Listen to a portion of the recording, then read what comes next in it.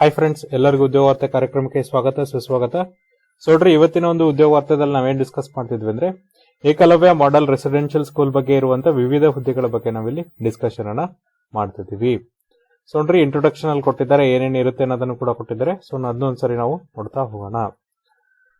ನೋಡ್ರಿ, online applications ಯಾವಾಗ submit ಮಾಡ್ಬೇಕು ಅನ್ನೋದನ್ನ ಕೊಟ್ಟಿದ್ದಾರೆ. ನೋಡ್ರಿ, ಅದು ಲಾಸ್ಟ್ ಎಂಡ್ ಡೇಟ್ ಯಾವಾಗಿದೆಯಪ್ಪ ಅಂದ್ರೆ 31 ಜುಲೈ 2023 ಇದೆ. ಆಮೇಲೆ ಅಪ್ಲಿಕೇಶನ್ ಫೀಸ್ ಅನ್ನು ಕೂಡ ನೀವೇನಪ್ಪ ಅಂದ್ರೆ ಆನ್ಲೈನ್ ಮಾಡಲ್ಲೇ ತುಂಬಬೇಕು, ಇನ್ಕ್ಲೂಡಿಂಗ್ GST ಅಂತ ಹೇಳ್ತಿದ್ದಾರೆ. ನೋಡ್ರಿ, ಪ್ರಿನ್ಸಿಪಲ್ ಆದವರು ನಿಮ್ಮ ಹುದ್ದೆಗೆ 2,000 ರೂಪಾಯಿ ಅಪ್ಲಿಕೇಶನ್ ಫೀಸ್ ಇದ್ರೆ, PGT ಟೀಚರ್ಗೆ ಎಷ್ಟಿರುತ್ತೆ ಅಂದ್ರೆ 1,500 ರೂಪಾಯಿ ಅಪ್ಲಿಕೇಶನ್ ಚಾರ್ಜ್ ಇರುತ್ತೆ. ನಾನ್ ಟೀಚಿಂಗ್ ಸ್ಟಾಫಿಗೆ ಎಷ್ಟಿರುತ್ತಪ್ಪ ಅಂದ್ರೆ 1,000 ರೂಪಾಯಿ ಅಪ್ಲಿಕೇಶನ್ ಚಾರ್ಜ್ ಇರುತ್ತೆ. ಆಮೇಲೆ ನೋಡ್ರಿ, ಅಡ್ಮಿಟ್ ಕಾರ್ಡ್ಸ್ ಅನ್ನು ಕೂಡ ನಿಮ್ಗೆ ಏನಪ್ಪ ಅಂದ್ರೆ NESTS ವೆಬ್ಸೈಟ್ ಇಂದ ತಿಳಿಸ್ತಾರೆ. ಎಕ್ಸಾಮಿನೇಷನ್ ನೋಡ್ರಿ 180 ನಿಮಿಷ ಇರುತ್ತೆ. ಯಾರಿಗೆ ಟೀಚಿಂಗ್ ಸ್ಟಾಫ್, ಯಾರೆಲ್ಲ ಟೀಚರ್ ಹುದ್ದೆಗಳಿಗೆ ಅಪ್ಲೈ ಮಾಡ್ತಿರಲ್ಲ ಅವರಿಗೆ 180 ನಿಮಿಷ ಅಂದ್ರೆ 3 ಅವರ್ಗಳದ್ದು ಎಕ್ಸಾಮ್ ಅನ್ನ ಕಂಡಕ್ಟ್ ಮಾಡಿದ್ರೆ, ನಾನ್ ಟೀಚಿಂಗ್ ಸ್ಟಾಫಿಗೆ ನೋಡ್ರಿ 150 ನಿಮಿಷಗಳ ಪರೀಕ್ಷೆನ ಇಲ್ಲಿ ಕಂಡಕ್ಟ್ ಮಾಡ್ತಾರೆ. ನೋಡ್ರಿ, ಎಕ್ಸಾಮಿನೇಷನ್ ಸೆಂಟರ್ಸ್ ಅನ್ನು ಕೂಡ ನಿಮಗೆ ಅಡ್ಮಿಟ್ ಕಾರ್ಡ್ ಅಲ್ಲಿ ಅವರು ತಿಳಿಸ್ತಾ ಹೋಗ್ತಾರೆ. ಆಮೇಲೆ ಯಾವಾಗ ಎಕ್ಸಾಮ್ ಕಂಡಕ್ಟ್ ಮಾಡ್ತೀವಿ, ಎಲ್ಲಿ ಕಂಡಕ್ಟ್ ಮಾಡ್ತೀವಿ ಅನ್ನೋದನ್ನು ಕೂಡ ನಿಮ್ಗೆ ಏನಪ್ಪ ಅಂದ್ರೆ ಆನ್ಲೈನ್ ಅಲ್ಲಿ NESTS ವೆಬ್ಸೈಟ್ ಅಲ್ಲಿ ನಿಮ್ಗೆ ತಿಳಿಸ್ತಾ ಹೋಗ್ತಾರೆ. Candidates are required to apply through the online mode only for the post as per the advertisement vacancy circular. ಅಂದ್ರೆ ಆನ್ಲೈನ್ ಅಲ್ಲಿ ಏನ್ ಸರ್ಕ್ಯುಲರ್ ಕೊಟ್ಟಿರ್ತಲ್ಲ ಅದ್ರ ಪ್ರಕಾರ ನೀವೇನ್ ಮಾಡ್ಬೇಕಂದ್ರೆ ಆನ್ಲೈನ್ ಅಪ್ಲಿಕೇಶನ್ಸ್ ನ ಹಾಕ್ಬೇಕಾಗತ್ತೆ. ನೋಡ್ರಿ, ಏನೇನ್ ವೇಕೆನ್ಸೀಸ್ ಇದೆ ಅಂದ್ರೆ ಪ್ರಿನ್ಸಿಪಲ್ ಅಲ್ಲಿ ಒಟ್ಟು 303 ಹುದ್ದೆಗಳಿವೆ. PGT ಟೀಚರ್ ಅಲ್ಲಿ ನಿಮಗೆ 2,266 ಹುದ್ದೆಗಳಿವೆ. ಅಕೌಂಟೆಂಟ್ ಅಲ್ಲಿ ನಿಮಗೆ 361 ಹುದ್ದೆಗಳಿವೆ. ಜೂನಿಯರ್ ಸೆಕ್ರೆಟರಿಯೇಟ್ ಅಸಿಸ್ಟೆಂಟ್ JSA ಅಲ್ಲಿ ನೋಡ್ರಿ 759 ಹುದ್ದೆಗಳಿವೆ. ಲ್ಯಾಬ್ ಅಟೆಂಡೆಂಟ್ ಅಲ್ಲಿ ನಿಮಗೆ 373 ಹುದ್ದೆಗಳಿವೆ. ಒಟ್ಟು 4,062 ಹುದ್ದೆಗಳಿವೆ. ನೋಡ್ರಿ, ಪ್ರಿನ್ಸಿಪಲ್ ರಿಸರ್ವೇಶನ್ ಕೂಡ ಕೊಟ್ಟಿದ್ದಾರೆ. ಬೇರೆ ಬೇರೆ ಟೀಚರ್ಸ್ ಅಲ್ಲಿ ಏನೇನ್ ವೇಕೆನ್ಸೀಸ್ ಇದೆ ಅಂತ ಕೊಟ್ಟಿದ್ದಾರೆ.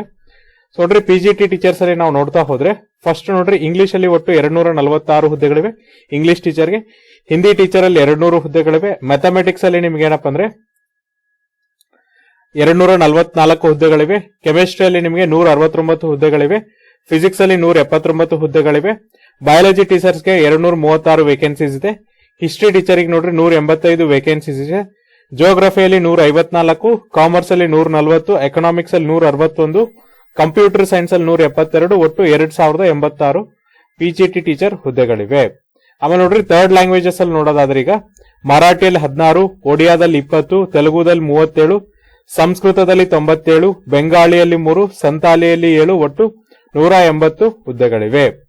ಅದೇ ತರನಾಗಿ ಜೂನಿಯರ್ ಸೆಕ್ರೆಟರಿಯೇಟ್ ಅಸಿಸ್ಟೆಂಟ್ ಅಲ್ಲಿ 759 ಹುದ್ದೆಗಳು.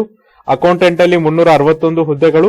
ಲ್ಯಾಬ್ ಅಟೆಂಡೆಂಟ್ ಅಲ್ಲಿ ನೋಡ್ರಿ 373 ಹುದ್ದೆಗಳು. ಒಟ್ಟು 1,493 ಹುದ್ದೆಗಳು ಇಲ್ಲಿ ನಿಮಗೆ ಇದಾವೆ. ಆಮೇಲೆ ನೋಡ್ರಿ, ಏನೇನಿದೆ ಅನ್ನೋದನ್ನು ಕೂಡ ಇಲ್ಲಿ ಕೊಟ್ಟಿದ್ದಾರೆ. ಯಾರ್ಯಾರು ಅಪ್ಲೈ ಮಾಡಬಹುದು ಅನ್ನೋದನ್ನು ಕೂಡ ಕೊಟ್ಟಿದ್ದಾರೆ. ನೋಡ್ರಿ, ಅಪ್ಲಿಕೇಶನ್ ಹಾಕೋದಕ್ಕೆ ಲಾಸ್ಟ್ ಡೇಟ್ ಮತ್ತೆ ಎಜುಕೇಶನ್ ಕ್ವಾಲಿಫಿಕೇಶನ್ ಡಿಟರ್ಮೈನ್ ಮಾಡಕ್ಕೆ ಯಾವ ದಿನಾಂಕವನ್ನ ಕನ್ಸಿಡರ್ ಮಾಡ್ತಾರಪ್ಪ ಅಂದ್ರೆ 31 ಜುಲೈ 2023 ಕನ್ಸಿಡರೇಷನ್ ಮಾಡ್ತಾರೆ. ಆ ಪ್ರಿನ್ಸಿಪಾಲ್ ನೋಡ್ರಿ ಪ್ರತಿ ತಿಂಗಳು ಸ್ಯಾಲರಿ ಎಷ್ಟು ಕೊಡ್ತಾರೆ ಅಂದ್ರೆ 78,800 ರೂಪಾಯಿಂದ 2,09,200 ವರೆಗೂ ನಿಮಗೆ ಸ್ಯಾಲರೀಸ್ ಅನ್ನ ಕೊಡ್ತಾರೆ. PGT ಟೀಚರ್ಗೆ ನೋಡ್ರಿ ಪ್ರತಿ ತಿಂಗಳು 47,600 ರೂಪಾಯಿಂದ 1,51,100 ವರೆಗೂ ಸ್ಯಾಲರಿಯನ್ನ ಕೊಡ್ತಾರೆ. PGT ಟೀಚರ್ ಅಲ್ಲಿ ನಿಮಗೆ English, Hindi, physics, chemistry, mathematics, economics, biology, history, geography, commerce, third language, computer science ಎಲ್ಲರೂ ಕೂಡ ಏನಪ್ಪಾ ಅಂದ್ರೆ 47,600 ರೂಪಾಯಿಂದ 1,51,100 ವರೆಗೂ ಸ್ಯಾಲರಿಯನ್ನ ಕೊಡ್ತಾರೆ. ಅಕೌಂಟೆಂಟ್ ಅಲ್ಲಿ ನೋಡ್ರಿ 35,400 ರೂಪಾಯಿಂದ 1,12,400 ವರೆಗೂ ಸ್ಯಾಲರಿಯನ್ನ ಕೊಡ್ತಾರೆ. ಜೂನಿಯರ್ ಸೆಕ್ರೆಟರಿಯಲ್ ಅಸಿಸ್ಟೆಂಟ್ ನೋಡ್ರಿ ಪ್ರತಿ ತಿಂಗಳು 19,900 ರೂಪಾಯಿಂದ 63,200 ವರೆಗೂ ಸ್ಯಾಲರಿಯನ್ನ ಕೊಟ್ರೆ, ಲ್ಯಾಬ್ ಅಟೆಂಡೆಂಟ್ ಗೆ ನಿಮ್ಗೆ ಏನಪ್ಪಾ ಅಂದ್ರೆ 18,000 ರೂಪಾಯಿಂದ 56,900 ವರೆಗೂ ಸ್ಯಾಲರಿಯನ್ನ ಕೊಡ್ತಾರೆ. ನೋಡ್ರಿ, ಎಕ್ಸಾಮಿನೇಷನ್ ನಿಮ್ಗೆ ಏನಪ್ಪಾ ಅಂದ್ರೆ OMR ಬೇಸ್ಡ್ ಎಕ್ಸಾಮಿನೇಷನ್ ಇರುತ್ತೆ, ಪೆನ್ ಅಂಡ್ ಪೇಪರ್ ಮೋಡ್ ಒಳಗೆ. ಆಮೇಲೆ ನೋಡ್ರಿ, choose of medium of exam papers. Medium of exams will be both in Hindi and English. Further for the post of third language, the medium of the test part 4 will be domain knowledge will be concerned third language.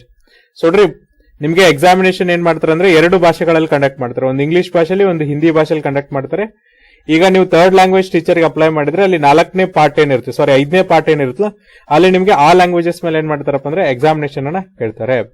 Exam patterns ಅನ್ನ ನೋಡೋದಾದ್ರೆ ನೋಡ್ರಿ, exam ಏನಪ್ಪಾ ಅಂದ್ರೆ objective type ಇರುತ್ತೆ. 130 marks for objective type 130 marks ಇರುತ್ತೆ. Language competency test 20 marks ಇರುತ್ತೆ. Personality ಮತ್ತೆ interview ನೋಡ್ರಿ 40 ಮಾರ್ಕ್ಸ್ ಇರುತ್ತೆ. ಒಟ್ಟು 180 ಮಾರ್ಕ್ಸ್ ಇರುತ್ತೆ. 120 ಮಾರ್ಕ್ಸ್ ಅಲ್ಲಿ ಯಾವ ತರನಾಗಿ ಇಲ್ಲಿ ಕ್ಲಾಸಿಫಿಕೇಶನ್ಸ್ ಮಾಡ್ರಿ ಅಂದ್ರೆ ರೀಸನಿಂಗ್ ಅಂಡ್ ನ್ಯೂಮೆರಿಕಲ್ ಎಬಿಲಿಟಿ ನಿಮಗೆ 10 ಕ್ವಶನ್ಸ್ ಕೇಳ್ತಾರೆ 10 ಮಾರ್ಕ್ಸ್ ಗೆ.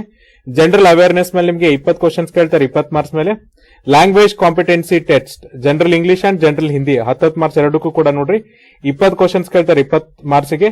Academics and residential aspect detailed syllabus on NESTS website ಅಲ್ಲಿ ನೋಡ್ರಿ ನಿಮಗೆ 50 ಕ್ವಶನ್ಸ್ ಕೇಳ್ತಾರೆ 50 ಮಾರ್ಕ್ಸ್ ಗೆ.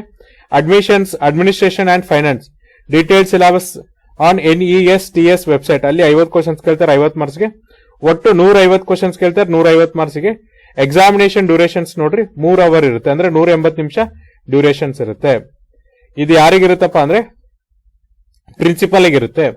ಅದೇ ತರ ನೋಡ್ರಿ PGT ಟೀಚರ್ ಏನಪ್ಪಾ ಅಂದ್ರೆ 130 marks objective type, 20 marks competency test ಇರುತ್ತೆ. ಪಾರ್ಟ್ 1 ಜನರಲ್ ಅವೇರ್ನೆಸ್ ಮೇಲೆ 10 ಕ್ವಶನ್ಸ್ ಕೇಳ್ತಾರೆ 10 ಮಾರ್ಕ್ಸ್ ಗೆ. ರೀಸನಿಂಗ್ ಎಬಿಲಿಟಿ ಮೇಲೆ 20 ಕ್ವಶನ್ಸ್ ಕೇಳ್ತಾರೆ 20 ಮಾರ್ಕ್ಸ್ ಗೆ. ನಾಲೆಜ್ ಆಫ್ ICT ಮೇಲೆ 10 ಕ್ವಶನ್ಸ್ ಕೇಳ್ತಾರೆ 10 ಮಾರ್ಕ್ಸ್ ಗೆ. ಟೀಚಿಂಗ್ ಆಪ್ಟಿಟ್ಯೂಡ್ ಮೇಲೆ 10 ಕ್ವಶನ್ಸ್ ಕೇಳ್ತಾರೆ 10 ಮಾರ್ಕ್ಸ್ ಗೆ. ಇದಾದ್ಮೇಲೆ ನೋಡ್ರಿ ಡೊಮೈನ್ ನಾಲೆಜ್ ಮೇಲೆ ನಿಮಗೆ 80 ಕ್ವಶನ್ಸ್ ಕೇಳ್ತಾರೆ 80 ಮಾರ್ಕ್ಸ್ ಗೆ. ಒಟ್ಟು 130 ಮಾರ್ಕ್ಸ್ ಕ್ವಶನ್ಸ್ 130 ಕ್ವಶನ್ಸ್ ಕೇಳ್ತಾರೆ 130 ಮಾರ್ಕ್ಸ್ ಗೆ. ಆಮೇಲೆ ನೋಡ್ರಿ ಲ್ಯಾಂಗ್ವೇಜ್ ಕಾಂಪಿಟೆನ್ಸಿ ಟೆಸ್ಟ್ ಒಳಗೆ ನಿಮಗೆ ಜನರಲ್ ಇಂಗ್ಲಿಷ್ ಮತ್ತೆ ಜನರಲ್ ಹಿಂದಿಯಿಂದ 10 ಕ್ವಶನ್ಸ್ ಕೇಳ್ತಾರೆ, ಹಾಗಾಗಿ 20 ಕ್ವಶನ್ಸ್ ಕೇಳ್ತಾರೆ 20 ಮಾರ್ಕ್ಸ್ ಗೆ. ಇದಾದ್ಮೇಲೆ ನೋಡ್ರಿ ಅಕೌಂಟೆಂಟ್ ಗೆ ಏನಪ್ಪಾ ಅಂದ್ರೆ 130 ಮಾರ್ಕ್ಸ್ ಗೆ ಎಕ್ಸಾಮ್ ಇರುತ್ತೆ. ಇಲ್ಲಿ ರೀಸನಿಂಗ್ ಎಬಿಲಿಟಿಯಿಂದ 20 ಕ್ವಶನ್ಸ್ ಕೇಳ್ತಾರೆ 20 ಮಾರ್ಕ್ಸ್ ಗೆ. ಕ್ವಾಂಟಿಟೇಟಿವ್ ಆಪ್ಟಿಟ್ಯೂಡ್ ಇಂದ 30 ಕ್ವಶನ್ಸ್ ಕೇಳ್ತಾರೆ 30 ಮಾರ್ಕ್ಸ್ ಗೆ. ಲ್ಯಾಂಗ್ವೇಜ್ ಕಾಂಪಿಟೆನ್ಸಿ ಟೆಸ್ಟ್ ಇಂದ ನೋಡ್ರಿ 20 ಕ್ವಶನ್ಸ್ ಕೇಳ್ತಾರೆ 20 ಮಾರ್ಕ್ಸ್ ಗೆ. Basic knowledge of computer operation general awareness and current affairs ಇಂದ 20 ಕ್ವಶನ್ಸ್ ಕೇಳ್ತಾರೆ 20 ಮಾರ್ಕ್ಸ್ ಗೆ. Subject knowledge accountancy annual taxation accounts budgeting auditing and financial management ಇಂದ 40 ಕ್ವಶನ್ಸ್ ಕೇಳ್ತಾರೆ 40 ಮಾರ್ಕ್ಸ್ ಗೆ. ಒಟ್ಟು 130 ಕ್ವಶನ್ಸ್ ಕೇಳ್ತಾರೆ 130 ಮಾರ್ಕ್ಸ್ ಗೆ. ಡ್ಯೂರೇಷನ್ಸ್ ನೋಡ್ರಿ 2.5 ಗಂಟೆ ನಿಮಗೆ ಕಾಲಾವಕಾಶವನ್ನ ಕೊಟ್ಟಿರ್ತಾರೆ. ಅದೇ ಜೂನಿಯರ್ ಸೆಕ್ರೆಟರಿಯಲ್ ಅಸಿಸ್ಟೆಂಟ್ ನೋಡ್ರಿ ರೀಸನಿಂಗ್ ಎಬಿಲಿಟಿ ಮೇಲೆ ನಿಮ್ಗೆ ಏನಪ್ಪ ಅಂದ್ರೆ 20 ಕ್ವಶನ್ಸ್ ಕೇಳ್ತಾರೆ 20 ಮಾರ್ಕ್ಸ್ ಗೆ. ಕ್ವಾಂಟಿಟೇಟಿವ್ ಆಪ್ಟಿಟ್ಯೂಡ್ ಇಂದ 20 ಕ್ವಶನ್ಸ್ ಕೇಳ್ತಾರೆ 20 ಮಾರ್ಕ್ಸ್ ಗೆ. ಜನರಲ್ ಅವೇರ್ನೆಸ್ ಇಂದ 30 ಕ್ವಶನ್ಸ್ ಕೇಳ್ತಾರೆ 30 ಮಾರ್ಕ್ಸ್ ಗೆ. ಲ್ಯಾಂಗ್ವೇಜ್ ಕಾಂಪಿಟೆನ್ಸಿ ಟೆಸ್ಟ್ ಇಂದ ನಿಮಗೆ 30 ಕ್ವಶನ್ಸ್ ಕೇಳ್ತಾರೆ 30 ಮಾರ್ಕ್ಸ್ ಗೆ. Basic knowledge of computer operations ಇಂದ 30 ಕ್ವಶನ್ಸ್ ಕೇಳ್ತಾರೆ 30 ಮಾರ್ಕ್ಸ್ ಗೆ. ಒಟ್ಟು 130 ಕ್ವಶನ್ಸ್ ಕೇಳ್ತಾರೆ 130 ಮಾರ್ಕ್ಸ್ ಗೆ. ಇಲ್ಲೂ ಕಾಲಾವಕಾಶ ನಿಮಗೆ 2.5 ಗಂಟೆ ಕಾಲಾವಕಾಶ ಇರುತ್ತೆ. ಲ್ಯಾಬ್ ಅಟೆಂಡೆಂಟ್ ನೋಡ್ರಿ 120 ಮಾರ್ಕ್ಸ್ ಗೆ ಕ್ವಶನ್ಸ್ ಇರುತ್ತೆ ಆಬ್ಜೆಕ್ಟಿವ್ ಟೈಪ್. ರೀಸನಿಂಗ್ ಎಬಿಲಿಟಿ ಇಂದ 15 ಕ್ವಶನ್ಸ್ ಕೇಳ್ತಾರೆ 15 ಮಾರ್ಕ್ಸ್ ಗೆ. ಜನರಲ್ ಅವೇರ್ನೆಸ್ ಇಂದ ನಿಮಗೆ 15 ಕ್ವಶನ್ಸ್ ಕೇಳ್ತಾರೆ 15 ಮಾರ್ಕ್ಸ್ ಗೆ.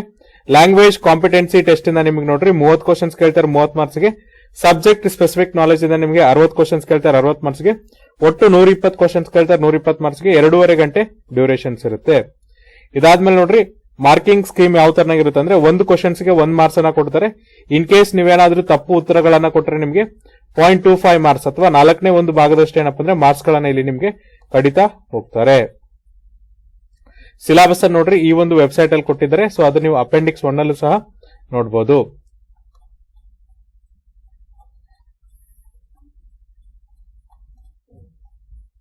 ಆಮೇಲೆ ನೋಡ್ರಿ ಏನೇನ್ ಎಜುಕೇಶನ್ ಕ್ವಾಲಿಫಿಕೇಶನ್ಸ್ ಇದೆ ಅನ್ನೋದನ್ನ ನೋಡೋದಾದ್ರೆ ಪ್ರಿನ್ಸಿಪಲ್ ನೋಡ್ರಿ ನಿಮಗೆ 50 ವರ್ಷ ಮೀರಿರಬಾರ್ದು.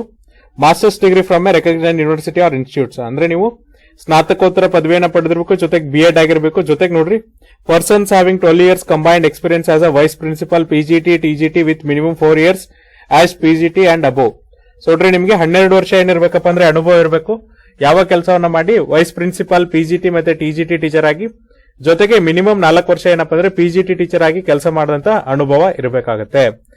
ಇದಾದ್ಮೇಲೆ ನೋಡ್ರಿ ಪೋಸ್ಟ್ ಗ್ರಾಜುಯೇಟ್ ಟೀಚರ್ಸ್ ಅಲ್ಲಿ ನಿಮಗೆ 40 ವರ್ಷ ವಯೋಮಿತಿ ಮೀರಬಾರ್ದು. ಇಲ್ಲಿ ನಿಮ್ಗೆ ಏನಪ್ಪ ಅಂದ್ರೆ post graduate degree from any recognised university or institute ಅಂದ್ರೆ ಸ್ನಾತಕೋತ್ತರ ಪದವಿಯನ್ನ ಪಡೆದಿರಬೇಕು. ಇಂಗ್ಲಿಷ್ ಟೀಚರ್ ಅಪ್ಲೈ ಮಾಡೋರು ಇಂಗ್ಲಿಷ್ ಸ್ನಾತಕೋತ್ತರ ಪದವಿ ಪಡೆದಿರಬೇಕು.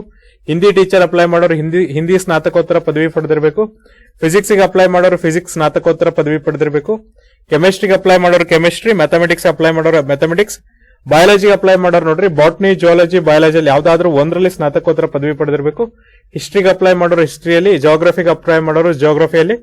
ಜೊತೆಗೆ ನೋಡ್ರಿ ಕಾಮರ್ಸ್ ಗೆ ಅಪ್ಲೈ ಮಾಡೋರು ಏನಪ್ಪ ಅಂದ್ರೆ commerce with accounting, cost accounting, finance accounting ಏನಪ್ಪ ಅಂದ್ರೆ ಒಂದು ಸಬ್ಜೆಕ್ಟ್ ಆಗಿ ನೀವು ಕಲ್ತಿರ್ಬೇಕು. ಜೊತೆಗೆ MCOM ಮಾಡಿದ್ರು ಮತ್ತೆ ನೀವು ಎಲಿಜಿಬಲ್ ಆಗ್ತೀರಾ. ಸೊ ನೋಡ್ರಿ ಎಕನಾಮಿಕ್ಸ್ ಗೆ ಏನಪ್ಪ ಅಂದ್ರೆ ಎಕನಾಮಿಕ್ಸ್ ಅಲ್ಲಿ ನೀವು ಏನ್ ಮಾಡಿರ್ಬೇಕಂದ್ರೆ ಸ್ನಾತಕೋತ್ತರ ಪದವಿಯನ್ನ ಪಡೆದಿರಬೇಕು. ರೀಜನಲ್ ಲ್ಯಾಂಗ್ವೇಜ್ ಅಂದ್ರೆ ಸ್ಥಳೀಯ ಭಾಷೆ ಎಲ್ಲಿ ಹೇಳಿರ್ತಾರಲ್ಲ ಅಲ್ಲಿಯ ಭಾಷೆಯಿಂದ ನೀವು ಸ್ನಾತಕೋತ್ತರ ಪದವಿಯನ್ನ ಪಡೆದಿರಬೇಕು. ಇದಾದ್ಮೇಲೆ ನೋಡ್ರಿ PGT ಟೀಚರ್ಗೆ ಮತ್ತೇನಿರುತ್ತೆ ಅಂದ್ರೆ BEd ಡಿಗ್ರಿ. ಸೊ ನೋಡ್ರಿ ನೀವು BA ಡಿಗ್ರಿಯನ್ನ ಕಂಪ್ಲೀಟ್ ಮಾಡಿರ್ಬೇಕು, ಜೊತೆಗೆ 4 ವರ್ಷ ಇಂಟಿಗ್ರೇಟೆಡ್ ಇದ್ದಿದ್ದನ್ನ ಇಲ್ಲಿ ರಿಕ್ವೈರ್ಮೆಂಟ್ ಇರಲ್ಲ.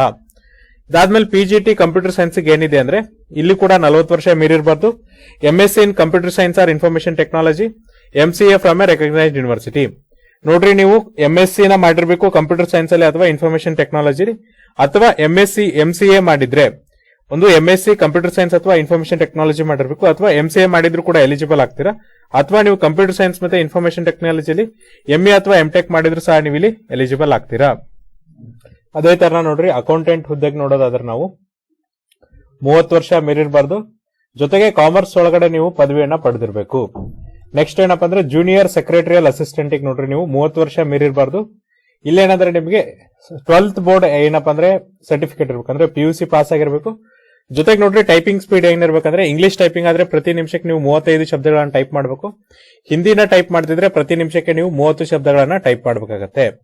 ಲ್ಯಾಬ್ ಅಟೆಂಡ್ ನೋಡ್ರಿ 30 ವರ್ಷ ಮೀರಿರಬಾರ್ದು ವಯೋಮಿತಿ, ಜಸ್ಟ್ 10th ಪಾಸ್ ಆಗಿರ್ಬೇಕು. ಜೊತೆಗೆ ಏನಪ್ಪಾ ಅಂದ್ರೆ ಡಿಪ್ಲೊಮಾ ಇನ್ ಲ್ಯಾಬೊರೇಟರಿ ಟೆಕ್ನಿಕ್ ಒಳಗಡೆ ನೀವು ಸರ್ಟಿಫಿಕೇಟ್ ನ ಹೊಂದಿರಬೇಕು. ಅಂದ್ರೆ ಲ್ಯಾಬೊರೇಟರಿ ಟೆಕ್ನಿಕ್ ಒಳಗೆ ಡಿಪ್ಲೊಮಾನ ಮಾಡಿರ್ಬೇಕು, ಅಥವಾ 12th ಕ್ಲಾಸ್ ಅಲ್ಲಿ ಸೈನ್ಸ್ ಅನ್ನ ಪಾಸ್ ಮಾಡಿದ್ರು ಸಹ ನೀವು ಇಲ್ಲಿ ಎಲಿಜಿಬಲ್ ಆಗ್ತೀರಾ.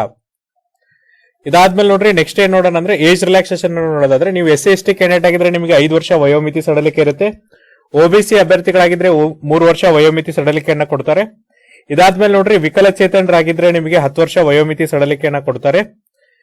ಇದಾದ್ಮೇಲೆ ಏನಪ್ಪಾ ಅಂದ್ರೆ ಮಹಿಳೆಯರು PGT ಪೋಸ್ಟ್ ಗೆ ಅಪ್ಲೈ ಮಾಡ್ತಾ ಇದ್ರೆ ನಿಮಗೆ 10 ವರ್ಷ ವಯೋಮಿತಿ ಸಡಲಿಕೆಯನ್ನ ಕೊಡ್ತಾರೆ.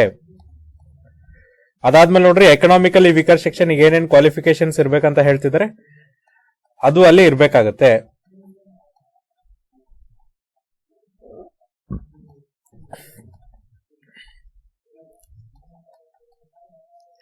ಕ್ಯಾನ್ಸಲೇಷನ್ ರಿಸಲ್ಟ್ ಬಗ್ಗೆ ಹೇಳಿದ್ದಾರೆ. ಆಮೇಲೆ ನೋಡ್ರಿ ಸಿಲೆಬಸ್ ಬಗ್ಗೆ ಹೇಳಿದ್ದಾರೆ. ಸೊ ನೆಕ್ಸ್ಟ್ ಏನಪ್ಪಾ ಅಂದ್ರೆ ನಿಮ್ಗೆ ಏನೇನ್ ಇರ್ಬೇಕಂತ ಹೇಳಿದ್ದಾರೆ. ಸೊ ನೋಡ್ರಿ ಅಪ್ಲಿಕೇಶನ್ಸ್ ನೀವು ಆನ್ಲೈನ್ ಅಲ್ಲಿ ಹಾಕ್ಬೇಕಾಗತ್ತೆ. ಅದು ಕೂಡ ಏನಪ್ಪಾ ಅಂದ್ರೆ NSTS ವೆಬ್ಸೈಟ್ ಮೂಲಕನೇ ನೀವು ಆನ್ಲೈನ್ ಅಪ್ಲಿಕೇಶನ್ಸ್ ನ ಹಾಕ್ಬೇಕಾಗತ್ತೆ.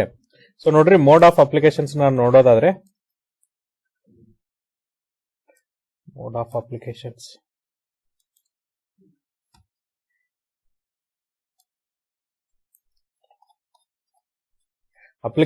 ನೀವೇನಪ್ಪ ಅಂದ್ರೆ online ಹಾಕ್ಬೇಕಾಗತ್ತೆ.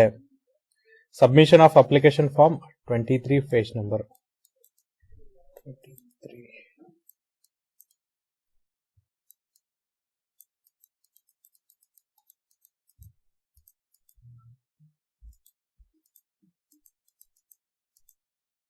As per the instruction contained in the website, on the website in the application form. ಅಂದ್ರೆ ನೋಡ್ರಿ ಅಪ್ಲಿಕೇಶನ್ ಅನ್ನು ನೀವೇನಪ್ಪ ಅಂದ್ರೆ ಆನ್ಲೈನ್ ವೆಬ್ಸೈಟ್ ಅಲ್ಲಿ ಏನ್ ಹೇಳ್ತಾರೆ ಆ ವೆಬ್ಸೈಟ್ ಮೂಲಕ ಹೇಳದಂಗೆ ನೀವೇನಪ್ಪ ಅಂದ್ರೆ ಅಪ್ಲಿಕೇಶನ್ಸ್ ನ ಹಾಕ್ಬೇಕಾಗತ್ತೆ. ಸೊ ನೋಡ್ರಿ ಇಲ್ಲಿ ವೆಬ್ಸೈಟ್ ಇರೋದು ಯಾವ್ದಪ್ಪ ಅಂದ್ರೆ ಈ ಒಂದು NSTS ವೆಬ್ಸೈಟ್ ಏನಿದೆಲ್ಲ ಆ ವೆಬ್ಸೈಟ್ ಪ್ರಕಾರ ನೀವೇನ್ ಮಾಡ್ಬೇಕಾಗತ್ತೆ ಅಂದ್ರೆ ಅಪ್ಲಿಕೇಶನ್ಸ್ ನ ಹಾಕ್ಬೇಕಾಗತ್ತೆ. ಜೊತೆಗೆ ನೋಡ್ರಿ ಡೀಟೇಲ್ಸ್ ಆಫ್ ಲೊಕ್ಯಾಲಿಟಿ ಅಮೆನಿಟೀಸ್ ಇದಕ್ಕೆಲ್ಲ ನೀವೇನ್ ಮಾಡ್ಬೇಕಂದ್ರೆ emrs.tribal.gov.in ವೆಬ್ಸೈಟ್ ಗೆ ಕಾಂಟ್ಯಾಕ್ಟ್ ಅನ್ನ ಮಾಡಬಹುದಾಗಿದೆ. ಸೊ ನೋಡ್ರಿ ಅಪ್ಲಿಕೇಶನ್ಸ್ ನೀವೇನಪ್ಪ ಅಂದ್ರೆ ಆನ್ಲೈನ್ ಮೋಡಲ್ಲಿ ಹಾಕ್ಬೇಕಾಗತ್ತೆ. ಅದು ಕೂಡ ಅವರ ಅಫಿಷಿಯಲ್ ವೆಬ್ಸೈಟ್ ಮೂಲಕ ಅಪ್ಲಿಕೇಶನ್ಸ್ ನೀವು ಸಬ್ಮಿಟ್ ಮಾಡಬೇಕಾಗತ್ತೆ. ಸೊ ಇದು ಏನಪ್ಪ ಅಂದ್ರೆ ಇವತ್ತಿನ ಒಂದು ಉದ್ಯೋಗ ವಾರ್ತೆ. ಇನ್ ಕೇಸ್ ನಿಮ್ಗೆ ಇದರಲ್ಲಿ ಏನಾದರೂ ಡೌಟ್ ಇದ್ರೆ ನಾವು ನಮ್ಮ ಡಿಸ್ಕ್ರಿಪ್ಷನ್ ಬಾಕ್ಸ್ ಅಲ್ಲಿ ಅಫಿಷಿಯಲ್ PDF ಲಿಂಕ್ ಅನ್ನ ಕೊಡ್ತೀವಿ. ಆ ಲಿಂಕ್ ಅನ್ನ ಕ್ಲಿಕ್ ಮಾಡಿದ್ರೆ ನಿಮಗೆ ಎಂಟೈರ್ PDF ಡೌನ್ಲೋಡ್ ಆಗುತ್ತೆ.